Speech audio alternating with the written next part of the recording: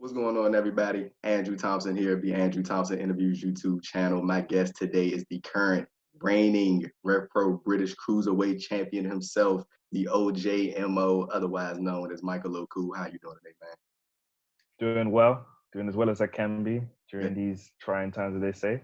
Yeah, so I'm glad I'm thankful, you took the time to come do this with me today. Real cool of you to, fit me in your schedule, your quarantine schedule. I appreciate it. Yeah. I tried. I looked through that schedule. I was like, oh man, where have I got free time? It's gonna be tough to squeeze someone in.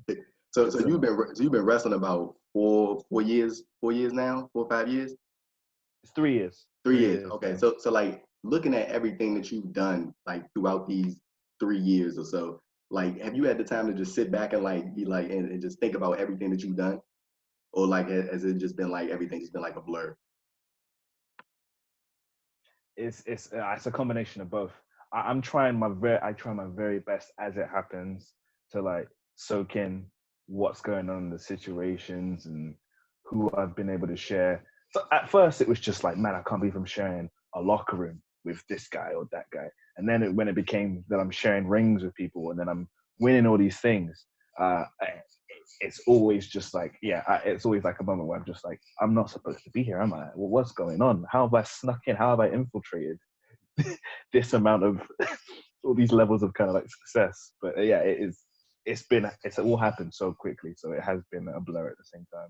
And saying one of the accomplishments that you had, I know you won the 2019 British J Cup tournament, and I think within that final, it was you, Pac, El Phantasmo, and somebody I'm forgetting his name. I'm blanking on it right now. Robbie Eagles. Right, Robbie Eagles. That's who it was. Mm-hmm. So like, with winning that tournament, like, did it mean anything special to you to have RevPro basically, like, essentially saying this is going to be one of our guys. Let's back him. He's going to win the tournament, and shoot him all to the moon. Like, how did that feel for you to have the company just basically endorse you like that? Yeah, it's such a weird thing because when I looked at the lineup of everyone who was in the tournament, when I was only finding out about who was in it as they were getting announced online, when they would announce that P would be in it, Pac was going to be in it, Robbie Eagles, Amazing Red was going to be in the tournament. All these dudes that like they are some of the best wrestlers in the world, and then here I am as well, just with them. Already that was like an achievement to be like, all right, we're putting you in this league of world-renowned wrestlers, and then for it to be a thing that I come up as a victor. It was just like, oh right, especially at York Hall, which is that's the big venue, that's the big show. For it to be like, here it is, main event. This is the guy that we are crowning. This is the guy that is the focal point of the promotion.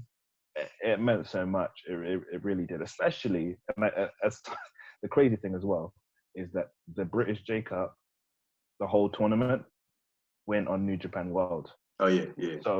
So there's a whole new audience of people who have never seen me for the first time, and the first time they're seeing me is to in that light. It like one of the biggest achievements of my career that I can have against people that they do know. So it was just the magnitude of it. Big deal. And just within that, like, it always seems like you and El Phantasmo specifically, like, I know y'all have like a long standing history together in the ring. Like, it always seems like you two do, like, y'all work really well together. Like, does that come from you guys being cool behind the scenes, or is it just a case of like when y'all get in the ring, y'all just like I feel like that's just kind of what it is. We're not like super close. Right. When he was living in the UK, he was living in Wolverhampton, which is way more north, and I live in London. So we weren't even around each other a lot. And the first time we wrestled each other, what was my first? It was a singles, and that was my first victory in RevPro. And that was the first time we properly had a match and gotten to know each other, what we do. And at that time, I was so super nervous as well because, it's back to me being new, where like I don't even know the moves I do. I don't know my move set, and like I can't think of stuff to do. So he's also helping me with like coming up with stuff that I can do. And from that first match, people just seem to attach themselves to our matches. And then we had another one at Summer Sizzler, which was for the title. Then of course, we just kept coming to each other it basically was the feud of RevPro, and I feel like it is just one of those things where it just worked. And I saw you announce for a couple of shows that were going to happen at WrestleMania week this year in Tampa. Before everything went down with the coronavirus situation. And I know you were announced for the Progress Tampa show. Just tell me, like, with all the things that you had going on during WrestleMania week before everything got shut down, how excited were you to head down to Tampa? So last year for New York, I flew myself out. I was like, okay, I'm going to fly myself out and I'm going to hustle to try and get bookings where I can. I managed to get, I believe, on 3 shows, one of which was for RevPro, and I was wrestling Brian Cage at that big WrestleCon Hilton event, like arena that they're using. And I was like, I took pride in the fact that, I'm going to go myself. I'm going to put cash down. I saw it as like I'm investing in myself to try and take an opportunity and see what comes my way. What made this year cool, what was going to make it cool, was that I was going to be flown out. So it was kind of like, it made me feel like, oh, I've achieved something. I've improved, or I've made some kind of traction that now people see me as someone who is worth them putting the money down to bring me all the way over, right? For Progress. I believe there were like some like issues with like because I was being flown over through Progress. There were some issues with some places that I wasn't allowed to like wrestle for because of the work visa. But I did get loads of offers from like WrestleCon, and there were loads of events, and obviously there was the For the Culture show. I was talking to a lot of people, but I don't know if I'd been allowed to do it. So all in all, it would, if it just meant that I was just going to do the one Progress show, it would have been cool to just still be around the occasion that is WrestleMania weekend, and being around all the different boys that I've ever talked with online and I've never met, or people I haven't seen in ages. But it got taken from all of us. What can I say? Right. And I know that's probably like one of like most underrated aspects of WrestleMania weekend, like especially for you guys. Like I know it's like, of course, all the bookings and, all the income that you can bring in from that WrestleMania week, but also like at the same time, you get to see some of these people that you haven't seen in years, like people like you that you cool with from all over the world, and you finally get to link up, get to, talk, hang around, and everybody's like just in the same area. I know that's like got to be one of the most underrated parts of the weekend. For sure, especially when it's kind of like you try to your best, especially again, like because I'm new to this. I don't have like a long history of the other wrestlers. So if I'm still meeting so many new people, and at the same time, I'm just still fans. So like if I am like good friends with Will Ospreay, and this guy is one of the best wrestlers in the world, obviously he's friends with big names. So if we're hanging out in New York at a bar and he calls a friend, it's like, oh yeah, that's Ricochet. I'm just gonna act like you gotta play it's just another thing. He's having a drink, I'm having a drink. I wrestle, he wrestles. No big deal. Right. So it is one of those things that like I really enjoyed, and like you get excited to like see, and then also sometimes you get surprised with who knows you. That's kind of sometimes a big one. But like it's crazy how small the community is, even though it is large, if that makes sense.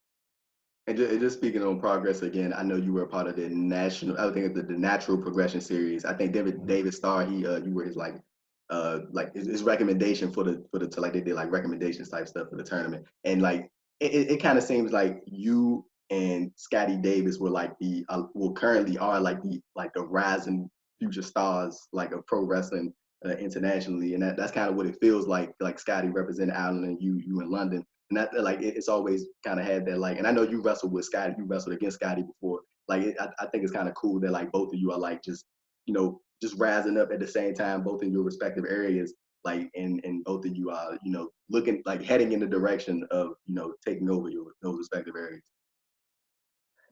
I've got a lot of time for Scottie, man. I'm not afraid to sing his praises. I'll plug our match. We had that was the first time we wrestled each other. It's like free on YouTube if people want to catch it for Pro Wrestling Clash. And his nickname is like the prodigy, or the Irish prodigy, or like the savior of Irish wrestling. And like he deserves all of those nicknames. He's so good. He's got like an amateur background that like starts from when he was a kid. I say when he was a kid. I think he's 18 now, which is the crazy thing. So for him to be as good as he is now, freakishly strong and freakishly athletic, and that he's only going to get better is the scary thing. That's a guy that like, I'm like, man, I can't wait for us to wrestle on a big stage like that, and I can see it. It's very few people that I can just see like, oh yeah, we've wrestled here in this small venue. Like when we wrestled, it was in like nearly a barn. If you look at the venue, it's like a barn. It's like in a pub, but like on the side, like a little side room. And like you got to watch yourself as you're doing dives. And to think of what we've done since then, or even before then, I can just feel that like, yeah, we're destined to like wrestle again on a bigger stage, and it'd just be kind of crazy to think where that could be. I'd love for it to be in the National Stadium at Dublin for OTT. That'd be cool, but who knows? Yes, I was just about to bring that up. I was like, so I think Scrappermania might be the. I think next year Scrappermania might be the place for Scotty Davis versus the OJMO. And, you know, speaking of Scrappermania, I know you were supposed to wrestle at this year's Scrappermania. I think you were going to be it was either an 8-man tag, right, or 6-man tag. It was I believe it was an 8-man tag. Yeah, right. Yeah. It was like some. I see. I didn't know. It was like some kind of like. It was like an 8-man tag that I think turned into like a 4-man ladder match, I think. And then you get a title shot if you win that. I believe, I don't remember the steps, which was going to be like, I mean, yeah, it would have been a cool thing because I would share the ring with Eddie Kingston, who I wanted to do. But then also, it's the secret thing that people don't know, was that there was supposed to be like a surprise match that was we were trying to like fit the pieces together for a surprise match with like me and Omari and Scotty Davis and somebody else. It still might happen in the future, so I don't want to say. But like, again, like it seemed like it was going to happen, and then like I was speaking with Joe, the promoter, and it was just like, oh man. I think Ireland was like the first country in Europe, or at least in this region, that were like, hey, we need to shut down big public events. So that was like one of the first events that like, that was my first booking, I think, because of the coronavirus that actually got cancelled.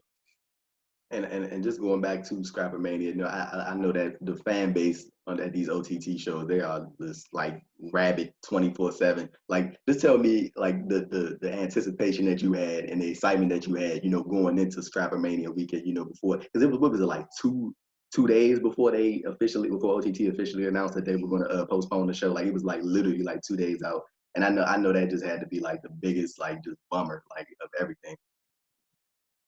Yeah, that's the key. OTT, their crowds. So I debuted for them in September. It was 2019, I believe.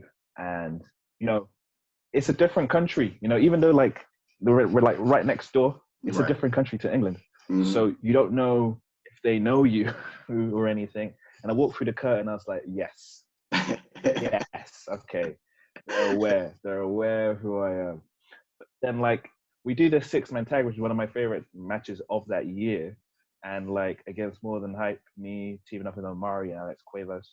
And I mean, standing ovations for fun. They were just loving all of it, and they were so supportive.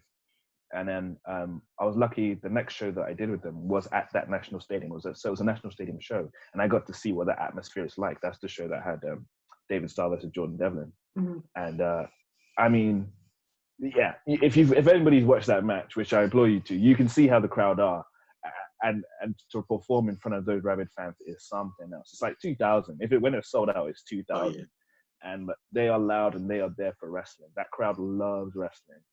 They're not there to like think a chance to get themselves over, but it's just all about watching the wrestling and loving the wrestlers. So for it to get taken away, sucks. And just to, you know, get into like a semi-serious topic right here, like, and I know especially during this this time right now, the coronavirus you know, situation we got going on right now, and just as an independent wrestler, like has this period in time where like the world is like essentially shut down, for lack of better terms, like has this like made you like think like or change your mindset about the, like, well, maybe signing an exclusive deal, like, isn't that bad of an idea? Or like, has it just been of a mindset of like, I'm just gonna wait till this thing blow over and then I'm gonna just, keep trucking on like I was before? Yeah, I got asked that question once before, and I was just like, man, I never thought of it like that. I never thought to think of it like that. And it is just that thing where like in your mind you're like, man, well, if I had a contract, I'd be getting something coming in the mail. I'd be getting the paycheck, so to speak, and I'd be all right.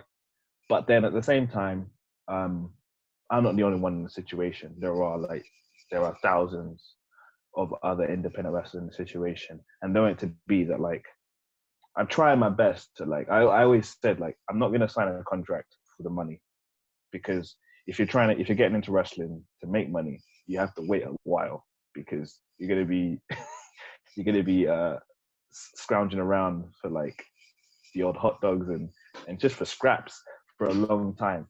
But that's the part you're supposed to enjoy, and I'm enjoying what I'm doing. And like I believe that like when I sign a contract, I want to feel that I'm ready to be with whatever company wants me. And yeah, it's tough, man. It's a tough situation. I'm not in the worst situation. Financially, I'm not in the worst situation, luckily. So I don't want it to be that like, oh man, I feel pressured because of a global like pandemic that nobody could have predicted, to like sign a contract with someone that maybe I don't want to be right now, or I don't want to be at all. And just I did want to get your thoughts about the NXT UK brand. Like I've spoken with a few wrestlers about it just to get there. Just the gist of it, how it has impacted the scene in the UK, and like there have been varying opinions, and of course there have been positive and there have been negative. And some people feel like it has taken some of the top talent away from the independent scene, but others feel like with that top talent being gone, it has opened the door for more people to step in and fill those roles and become top stars. You get what I'm saying? So like, what are your thoughts about the NXT UK brand, and just the notion that it has impacted the UK scene, but at the same time it has opened more doors for other people to come in and fill those slots? I mean, from a fan perspective, I can see the negative of it, 100% for sure. In a sense that, yeah, a million percent, it's nearly factual. It factually has taken the biggest stars from the scene away from the independent shows. It used to be a regular thing. And so I started in 2017, and that's when I'd be crewing shows as well. So I'd be amongst these RevPro Progress shows, other shows. I mean, I just mentioned two promotions, but it was a thing where like any show around the country, you could see some of the best wrestlers in the world. You could just stumble upon Pete Dunne in Leicester, and then see him in Brighton, and then see him in Manchester. See Zack Sabre Jr. And I know that's like not WWE, but like you could see like top tier, like caliber wrestlers performing all the time. And they that you don't see those wrestlers anymore. Again, for me, there is that belief in me that like if those people didn't go, if they weren't signed, then maybe I wouldn't have achieved the success that I've achieved. There was a void that was open, and as soon as it opened, as soon as I heard, I remember like the big article that got shared around that it was about restrictions, because the signings happened and then there weren't really any restrictions. But then there was like the big, hey, we've heard the rumors of like the restrictions of where they're allowed to wrestle. And as soon as I read that, I was like, well, if that means there's going to be less than one show, that means there's people that needs to step up, and I'm waiting to step up. I would have preferred to be stepping up while they're still here, because then I can be testing myself against them. I can be, learning, and that's the key. The key part is learning amongst them, because there's so many knowledgeable guys that are there. Like Zach Gibson, super knowledgeable. Trent Seven, super knowledgeable. So just having them in the locker room to get feedback after your matches is super valuable as a young wrestler. So that the fact that they're not there is like, it does hurt. But then there is, again, like you said, that opportunity where like promoters are forced to now build new stars. Right. Fans, in a way, are kind of forced to get behind new guys and not feel comfortable with the same old. it maybe happened like a bit rushed or like quicker than like it should happen. It wasn't organic in terms of like the transition from one generation to another, but it's happened. And again, I'm benefiting from it. I'm not afraid to say that. But like at the same time, you know, at the same time, the people who are signed, some of them are friends of mine. They're looking at it. They're like 10 years in the game. They're like super experienced, and like so some of them are seeing it as like compensation for like the 10 years of like just like not being able to afford places like to eat sometimes, and now they're able to just like afford a roof under their head without worrying like week to week where they're going to wrestle or if they're going to get injured and they can't afford to pay their bills. So it's I sort of went a super political answer there, man, because I know some people could just say, "Hey, it sucks, man. NXT UK sucks." And there's a lot about it that like I'm not a fan of. I'm not afraid to say that. But at the same time, without them snapping people up, I wouldn't have found success. I don't believe. And I know one person who really does endorse you, and one person that got your back is you mentioned him earlier, Will Ospreay. I want to go back to what was it? I think it was High Stakes this past February, and he at the end of the show after he beat Zack Sabre Jr. for the British Cruiser. I mean, I said the British Cruiserweight, the British Heavyweight title. He brought out you and Giselle Shaw, and he had you guys in the ring, and he just like he praised onto both of you, and he specifically had some really really nice things to say about you, basically saying that the OJMO, like he's next up. Like what did that mean to you to have Ospreay like publicly endorse you like that in front of all those people and everybody that was watching High Stakes from home? Yeah, man, it's cool. He's got such a big platform because of how good he is and where he's at. We've weirdly got such a long history with each other. He was there when I had my very first professional wrestling match. It wasn't his plan to, but he was there to it, and he made sure to come back after I had my first match to like give me advice and like he praised on me as well. But he even at that point said I remind him of like Donkey from Shrek. It's like he saw me in this role because I had like a 7-foot tag team partner. Okay. He saw me in this role. It's like, oh man, you're a funny guy, you're a comedy guy, and I enjoy it. And I was rolling into that. But of course, when I started wrestling, my idea was never to be the comedy guy who's over there. Everybody wants to be the guy who's like, in front of everyone's face. So with time, he started his own promotion called Frontline, and it was like very based on like New Japan, the style and like how serious it was taken. And I just said, I love this and I want to be part of it. And he said, I don't think you fit my promotion because of how you wrestle and your style. And I was like, you're wrong. But and he said, prove me wrong. He said, please prove me wrong.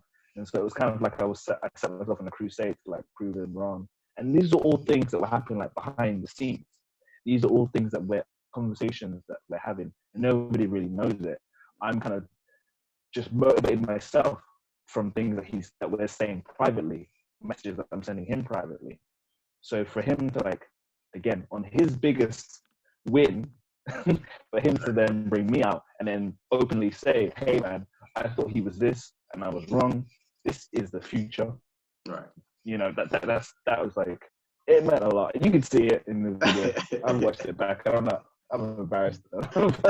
Like you can see it how much it meant to me in the video as well. All right. Well, one thing that I really, really did want to talk to you about, you being a black man over there in London and, being in the spot you are in professional wrestling. I think it's real cool to see what you're doing. Like it's always cool, like for me, and I think for a lot of other people to see black people, thriving in professional wrestling and having those top spots and always in that, prominent spotlight. Like just, being where you are right now in professional wrestling and on the uprise, like what does it mean to you, being black and being British and, just thriving in this specific role that you're in right now and only like it's nowhere to go but up from here. And I think I can speak for a lot of people. Like I think I don't never do this, but I think I can speak for a lot of people when, we say we're proud of what you're doing right now. Well, man, I appreciate that, man. It is a thing that like I didn't even anticipate.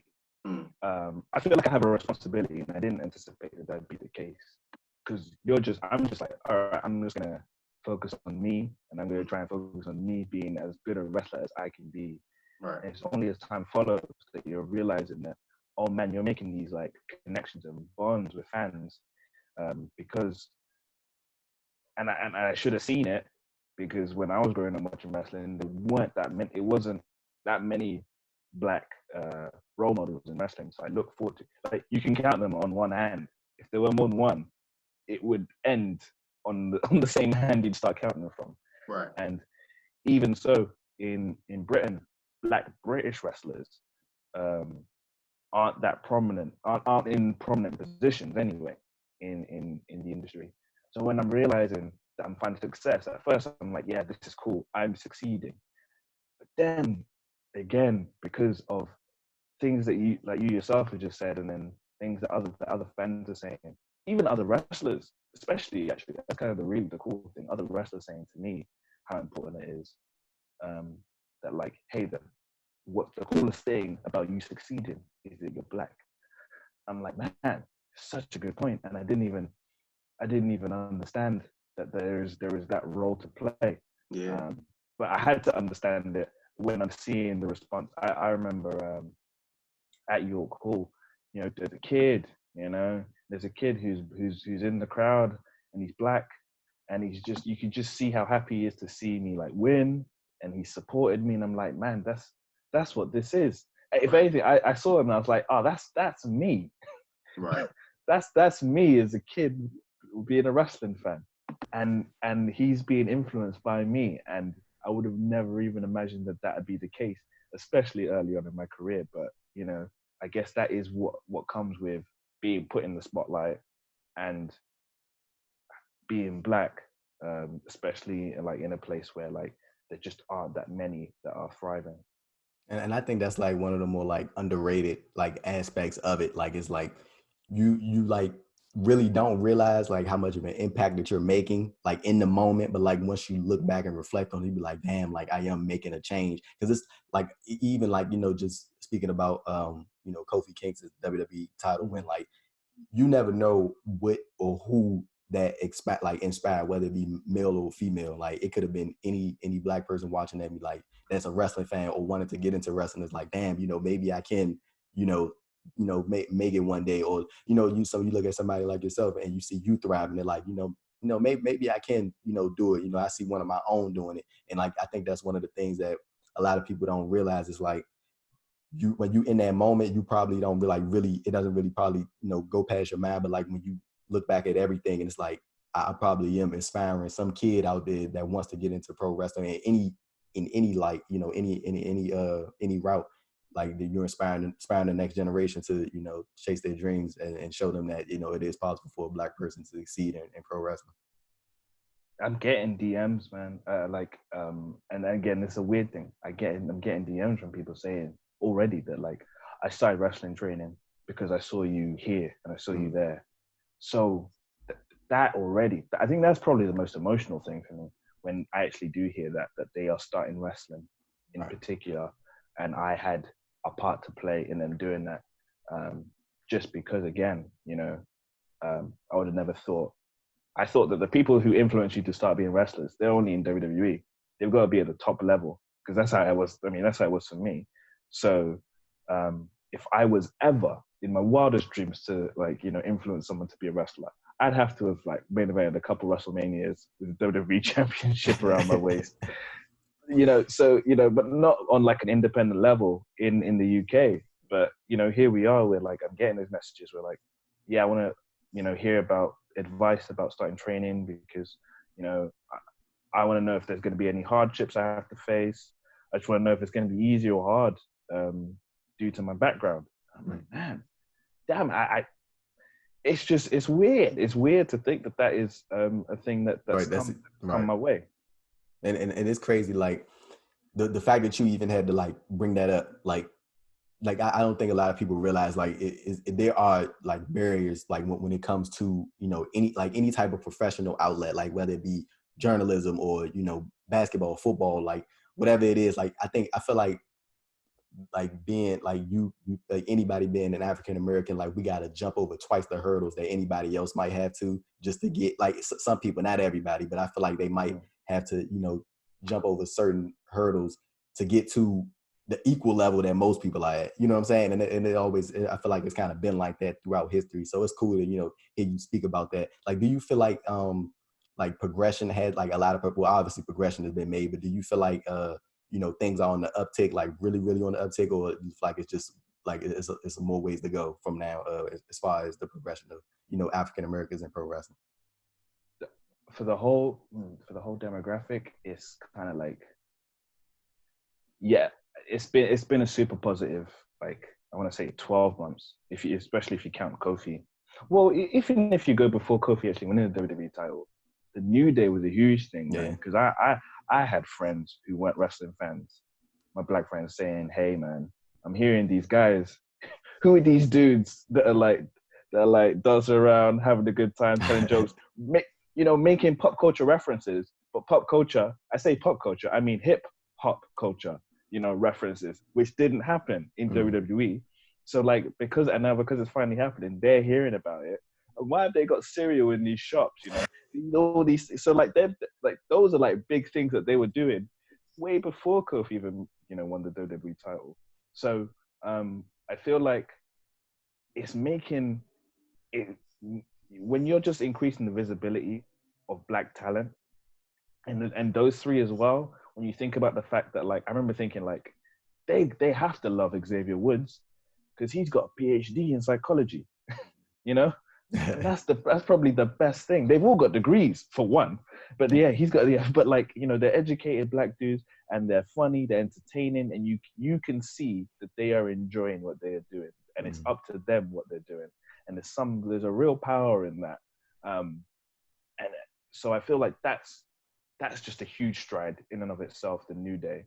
And then the fact that I'm finding success must mean that that we're making huge movements, because I would believe that this wouldn't be the case 5-10 years ago. It would have been much harder for black people, or maybe even any person of color, to like make the background, or even so, if I was going to try and make some success in wrestling, I'd have to fit some stereotype. They'd ask me, a white promoter would ask me if I could rap, which has happened. Or they'd ask me, like, they'd ask me, who knows the dance or whatever. Stereotypical, yeah. Yeah, stuff that I wouldn't do. The other cool thing is that I'm just a dude. Right.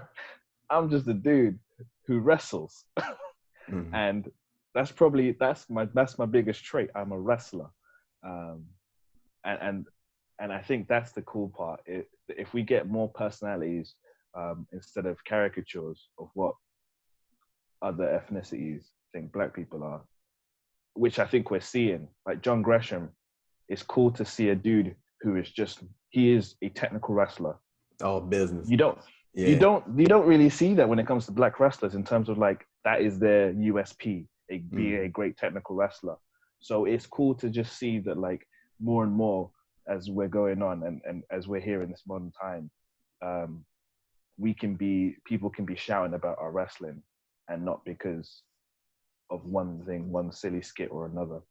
Yeah, and it's when you mentioned the promoters, like early on, asking these like just straight up blatantly racist things, like asking you, can you rap and stuff like that. I remember I was listening to an interview that Rocky Johnson did before he passed away, and he was talking about like his early time, like in the territories, when like people would just ask him like the most wild. That promoters would ask him just but he would never like agree to that stuff, but he would see other black wrestlers agree to it, just because like it's like you got to do it, or you don't, you can't get on the show. You're not gonna work. You're not gonna work. And like he was like, people would like ask the white promoters, they would ask like some of the black wrestlers to like carry like watermelon to the ring, or like just all types of stereotypical like racist stuff. And like just hearing him speak about that, and like hearing your experience as well, like early on in your career, and just seeing how things have progressed since then, like it's kind of crazy, man. And like I am looking forward to a day like when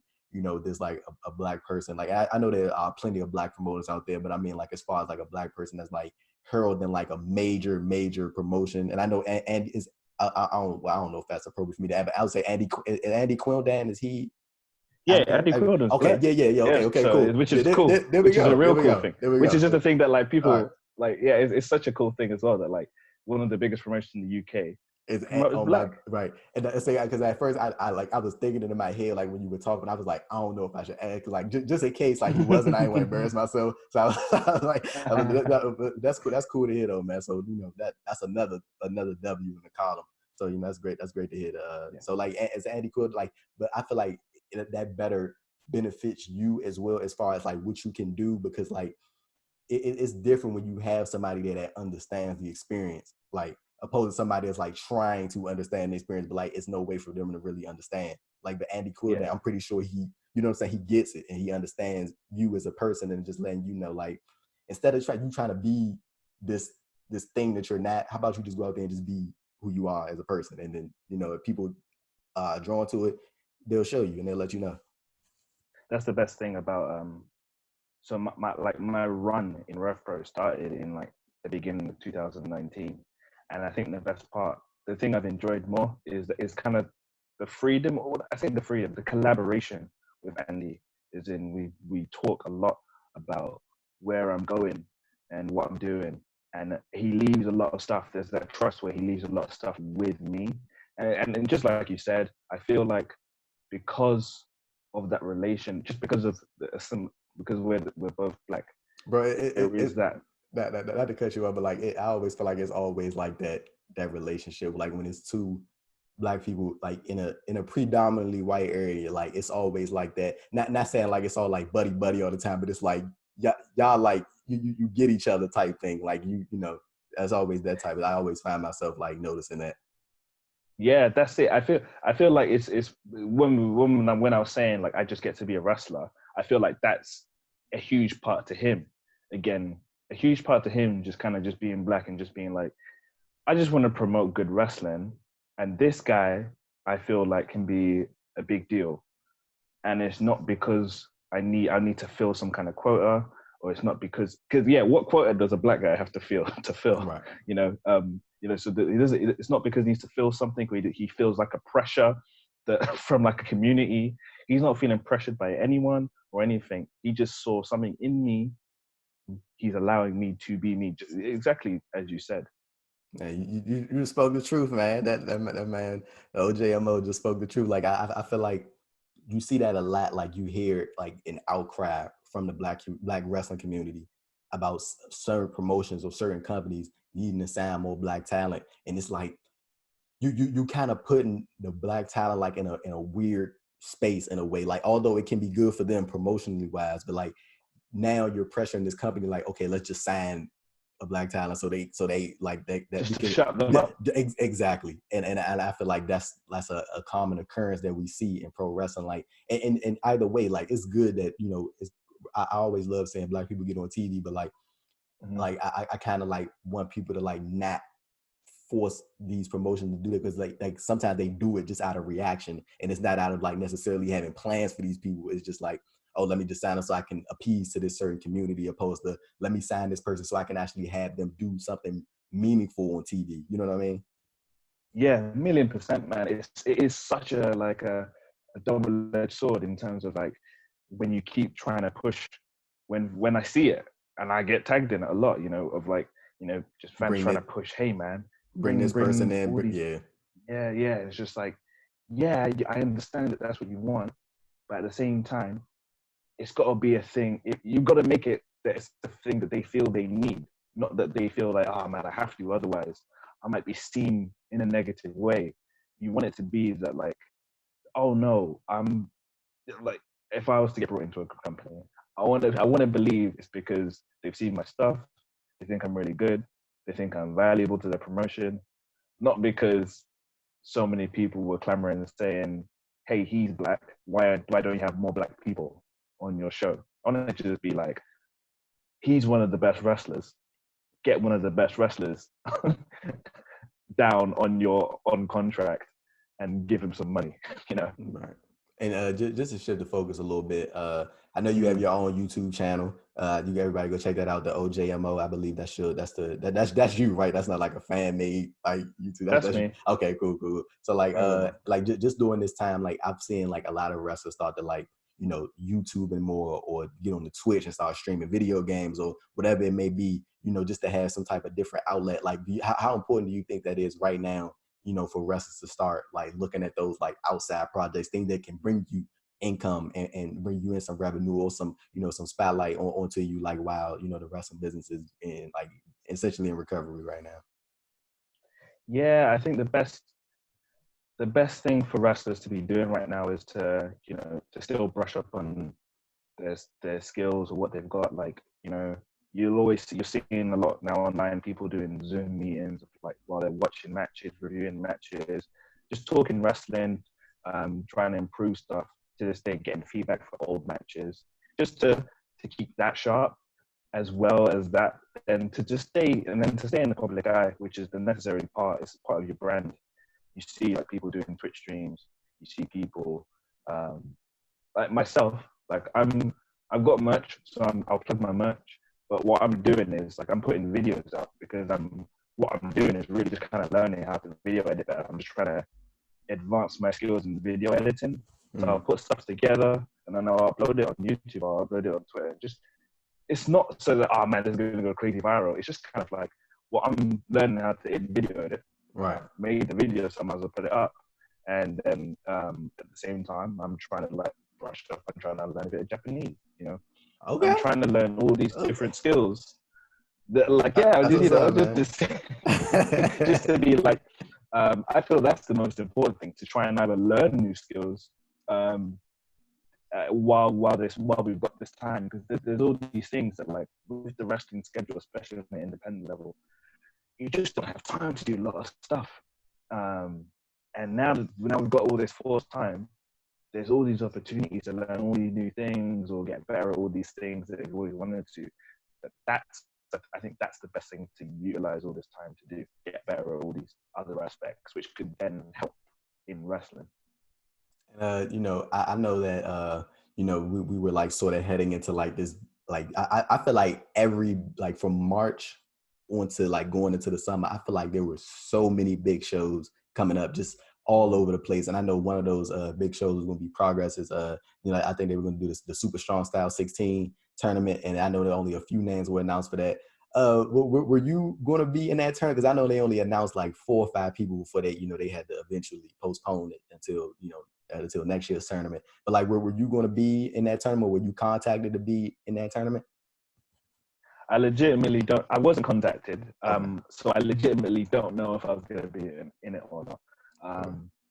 That is one of those tournaments I did have my eye on it, in terms of like, I feel I have done enough to be in the tournament. I've been ring crew for so many of those tournaments. It seems like for at least 3 of those tournaments I've been ring crew for. So I've seen them up close and personal.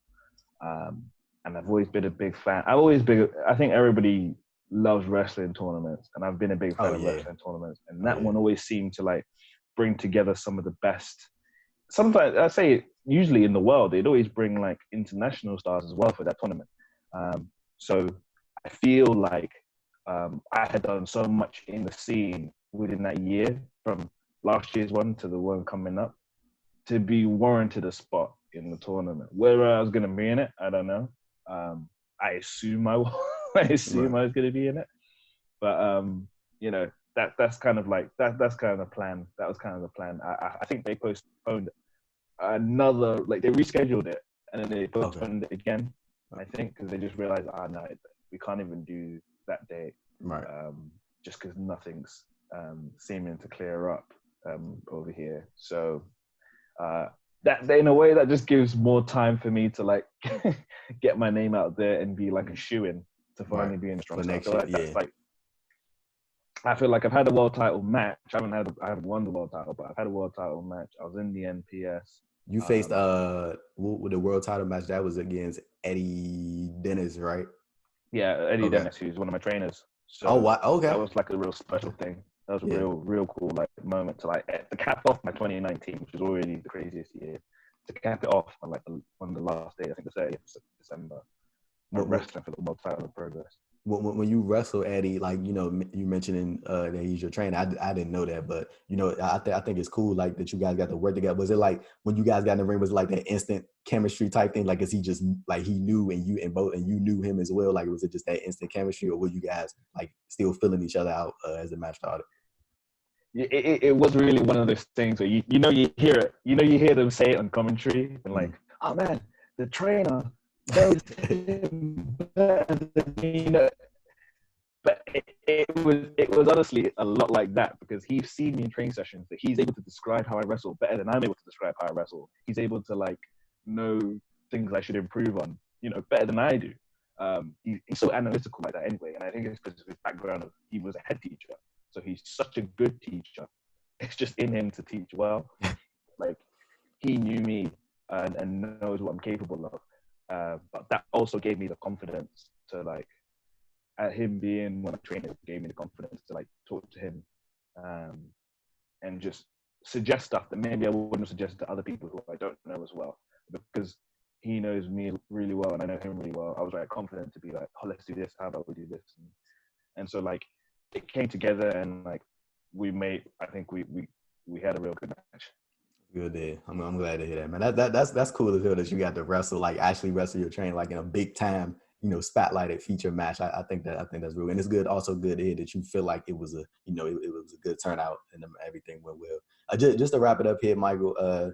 OJMO, I do want to thank you for your time, man, for doing this with me, fit me in your quarantine schedule. But once everything clears up and once the wrestling scene hopefully gets back to what it was prior in some format, what are your goals, aspirations? Like, what things do you want to do? Like, maybe next year's Best of the Super Juniors. Maybe, maybe we see the OJMO in New Japan Pro Wrestling and competing against Hiromu Takahashi in the finals or whatever whatever it may be. Because I remember actually I talked to Scotty Davis a while back about that when I interviewed him, and like I was just talking about like how cool would it be like if you and the OJMO were like in Best of the Super Juniors together, and like y'all end up meeting, and then all the people that you could face, just thinking about all the talents that they could bring in and have in that tournament, and like everybody just having they're just going crazy in every match, everybody trying to upstage the next person, but like in a competitive way, not in the but just like I'm gonna go out there and I'm gonna be better than every single match in this tournament tonight, and I'm gonna do it every night. Like how cool would that be for you to eventually get to New Japan and compete in Best of the Super Juniors? Yeah, man, that'd be the cool thing. I feel like there are times I feel like I want to see Scottie Davis in the Best of Super Juniors more than I want to see me in the Best of Super Juniors. But that is the example of me saying that we will wrestle on the biggest stage someday. Like, if we're able to wrestle in the Best Super Juniors the same way like a Will and Ricochet wrestled the Best Super Juniors way back when. I say way back when, that's crazy, that's years ago. But like, and obviously we're like completely different wrestlers from them, but it would be that same kind of, it would feel to me that same kind of way that we would just be two people who are gaijins and just out there to like prove ourselves big time in front of the audience. And like New Japan, I think they consistently put on my favorite style of wrestling. That is for sure to me at least just the best overall like wrestling company, like as far as just strictly professional wrestling. Like when I need my dose of just like I just want to see people beat the hell out of each other, like that's what I go to. Like and like they do a good job of like incorporating different styles into it, so it's not just always that strong style. Like it's always like it's like a mix of everything. So like I think everybody's fond of New Japan for the most part. So yeah, but yeah, I do think it would be cool for for them to bring you and Scottie Davis in for the Best of the Super Juniors. Like I'm actually curious to know who was going to be in this year's tournament, because they didn't even get a chance to announce the participants. Like hell, maybe the call was on the way. Like it's like it's just one of those things. Like you just never know. But hopefully I think I saw an article actually that I think it was Hiromu Takahashi. He did something. I think he did an article. I think it was either with Tokyo Sports or Yahoo Japan. It was one of those, and he said that he proposed the idea of the best of the Super Juniors and the G1 taking place at the same time, like in October. Like you have every match that you have tournament matches every night from like the stretch from like whatever it is until December, or however long it takes to complete the tournament. And I was like, that's a kind of cool idea. Like once wrestling gets back up, like it would be cool if like they got everybody like just it didn't not even that, like how they do like the tag team matches. Hell, you can see the OJMO across the ring from Okada or Naito, in the tag match. Crazy. That could happen, man. Who knows? And like last year, they had like a couple people who did the best of Super Juniors and the G1. So that means that that means that like if there's going to be more people doing G1, they'll open up a few more spots for the best Super Juniors. So I mean, I'm telling you, hopefully, anything is possible, man. Like I'm hoping for for you to get in there. Also rooting for your success. I've been keeping up with your work for like the past 2 years now. Like it's always good to see you doing your thing. So Michael, I do want to thank you for your time, man. Like I greatly appreciate you taking the time to do this with me again. And tell the people where they can follow you on Twitter, Instagram. I'm gonna make sure your merchandise store link and everything is plugged in the description of this video. So just go ahead and let people know where they can get all that and keep up with you.